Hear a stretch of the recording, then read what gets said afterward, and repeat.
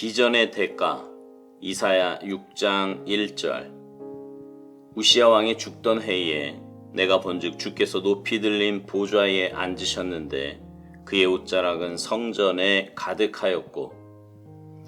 하나님과 함께 믿음의 길을 걷다 보면 주님께서 종종 우리의 영웅들을 사라지게 하십니다. 하나님께서는 나의 영웅들의 자리에 친히 계시기 위해 그들을 데려가십니다.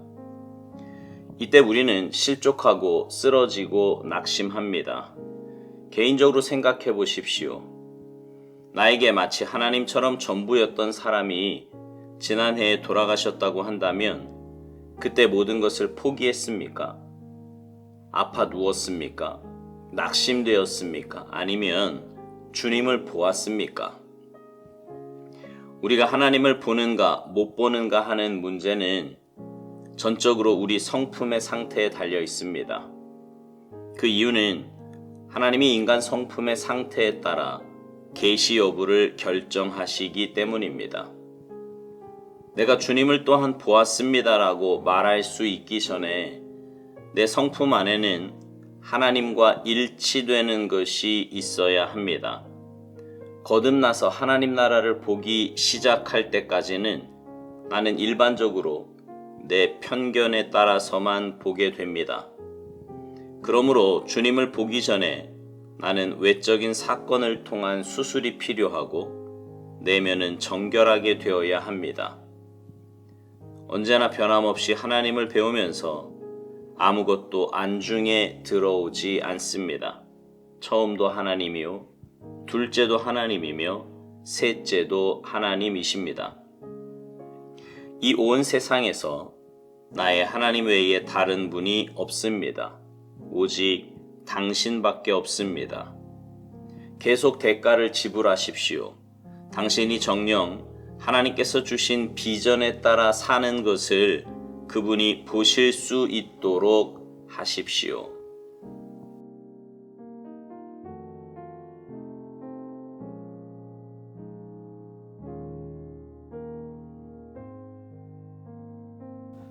신앙생활을 하다 보면요, 누군가를 의지하게 될 때가 있습니다. 신앙의 모범을 보이기도 하고요. 또 인격적으로나 생활적인 면에서 배울 점도 있고요. 또 함께 있으면 편안하고 이런저런 여러 가지 이유로 신앙의 롤 모델이 되기도 합니다. 저도 처음 목회를 하면서요, 두 부류의 사람이 제게 영향을 주었습니다. 한 부류는 목회자입니다. 목회하는 선배님들 가운데 배울 점이 많은 선배님들이 있었습니다. 그 중에 어떤 선배님은요, 제게 목회에 대해 이런저런 조언을 아끼지 않으셨을 뿐만 아니라 잘 챙겨주시고 또 베풀어 주시고 또 좋은 목사님들을 소개해 주시기도 했습니다. 그분은요, 지금도 여전히 제게 따뜻한 사랑을 베풀어 주십니다. 또 한 부류는 평신도입니다. 함께 목회하는 분들 가운데 저의 입장에서 생각하고 또 세심한 부분까지 챙겨주시는 그런 분들을 종종 만나게 되었습니다. 그런데 어느 순간부터요, 하나님의 원하심을 깨닫게 되었는데 하나님만 온전히 의지하고 바라보기를 원하신다는 것이었습니다.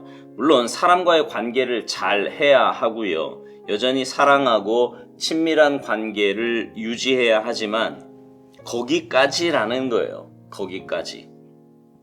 결정적일 때 의지해야 할 분은 하나님 한 분이고요. 평소 내 마음과 삶을 온전히 의탁해야 할 분도 하나님 한 분이라는 사실입니다.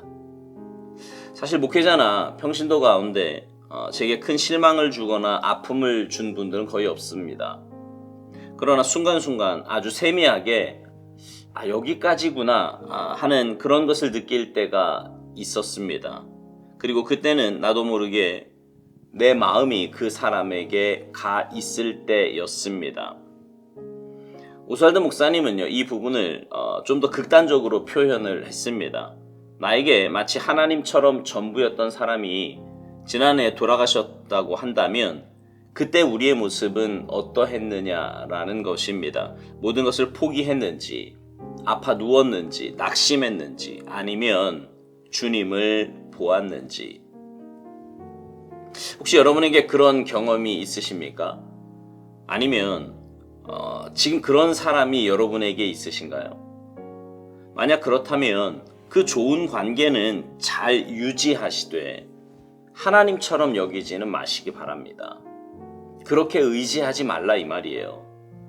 오스왈드 목사님 말대로 하나님은 분명 그 자리에 계시기를 원하실 것입니다. 이 의지의 부분은요, 오스왈드 목사님은 성품과도 연결을 지어서 이야기합니다. 성품에 따라 하나님을 볼 수 있음이 결정된다는 거예요. 처음 예수님을 믿고 거듭나서는 일반적으로 내 편견에 따라서만 하나님을 보게 된다는 것입니다. 그런데 내 성품 안에 하나님과 일치되는 것이 있을 때 하나님을 온전히 뵐 수 있다고 말합니다.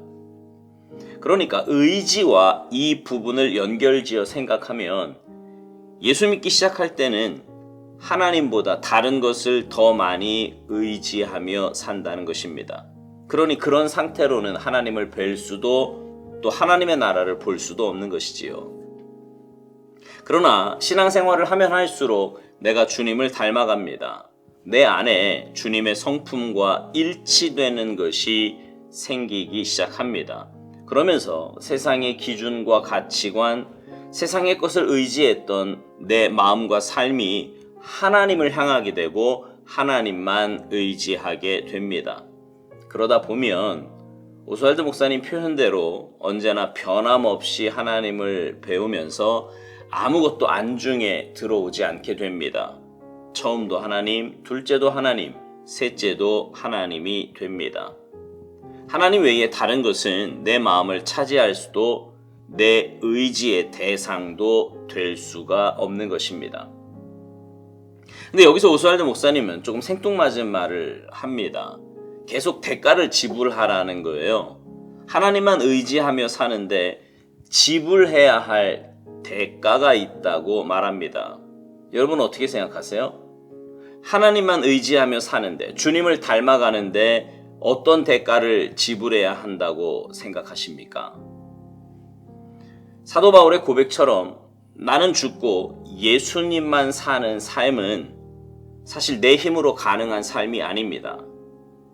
내 안에 성령님께서 전적으로 역사하실 때 가능합니다. 그 말은 내 삶을 온전히 주님께 내어드리고 주님의 십자가 앞에 나 자신을 온전히 내려놓고 복종시킬 때 가능한 것입니다. 그럴 때 우리의 삶은 주님 닮아가는 삶이 되고 주님만 온전히 의지하는 삶이 되는 것입니다.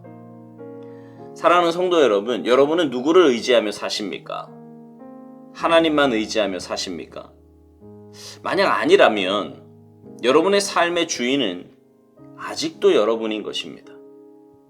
오늘 이 시간 이후로 여러분의 삶의 주인의 자리를 하나님께 내어드리시기 바랍니다. 그리고 하나님만 온전히 의지하며 사시기 바랍니다. 그럴 때 여러분의 삶은 하나님이 주시는 비전을 이루는 삶이 될 것입니다. 그리고 그 비전을 이루는 삶은 이 땅에서부터 하나님의 나라를 맛보는 귀하고 복된 삶이 될 것입니다. 바라기는 여러분 모두가 하나님만 의지하고 성령님의 인도하심 따라 살아가는 그런 삶이 되기를 간절히 소망합니다. 그래서 하나님의 마음을 시원하게 해드리는 아름답고 복된 삶이 되시기를 주님의 이름으로 축복합니다. 아멘.